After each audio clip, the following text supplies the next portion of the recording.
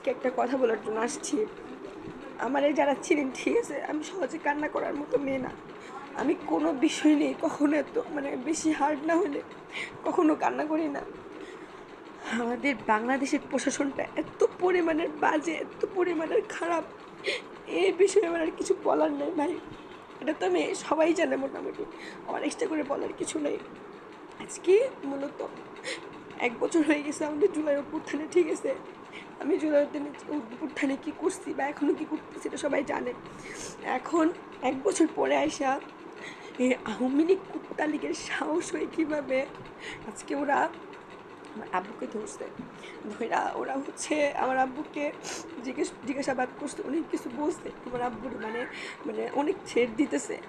ওরা এমনভাবে বলছে আমার আব্বুরে, বলছে কে যে তোর আমারে তো বলছে, আমারে নিয়ে আমার আব্বুরে বলতে পারে, বলছে যে তোর ছোটো মেয়েটা, তোর ছেলেটা স্কুলে যায়, তোর ছেলেগুলো তো ছোটো মেয়েরা, ধরো কোনো ব্যাপার না, তোদের পুরো ফ্যামিলি নিঃশেষ করে দিব।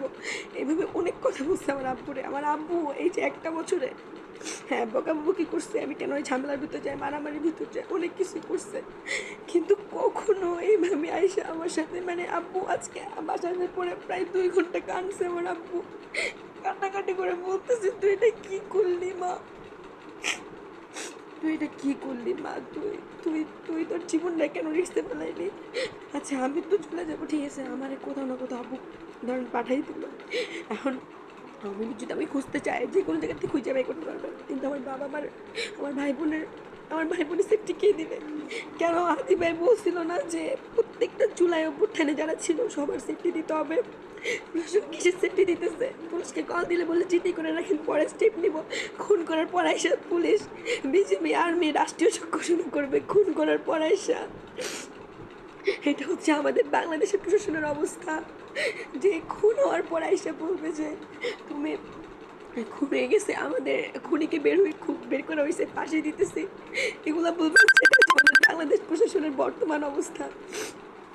আমি আসলে সর্বশেষে একটা কথা বলতে আসছি, আমি মারা যাবো না সেটা আমি জানি। আমি জুলাই অভ্যুত্থানে অ্যাটেন্ড করছি, আমি মারা যাবো, আজকেও কালকেও আমি মারা যাবো।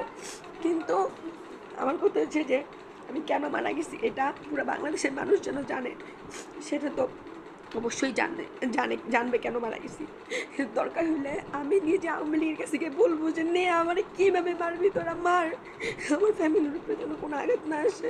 ভাই আমার সবচেয়ে দুর্বল পয়েন্ট হচ্ছে আমার বাবা মা, বুঝছেন ভাই? আমার ছোটো বোনটার কোন তোরা ছাড় দেন, এ বলছে যে আমার বোন রে, আমার ভাই স্কুল যায়, তোর বোনের রাস্তায় তোর মেয়ের রাস্তায় পেলে, আমার বাবার আজকে অনেক বাজেভাবে বলছে, থ্রেট দিচ্ছে।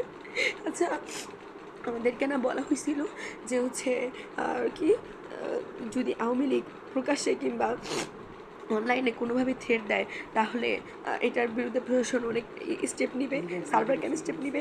আমাকে তো প্রতিনিয়ত আমাকে ফেসবুকে 1 বছর ধরে আপনার থ্রেট দেওয়া হয়েছে, কিন্তু আজকে এইভাবে থ্রেট দেওয়ার পর আমি যখন পুলিশকে কল দিচ্ছি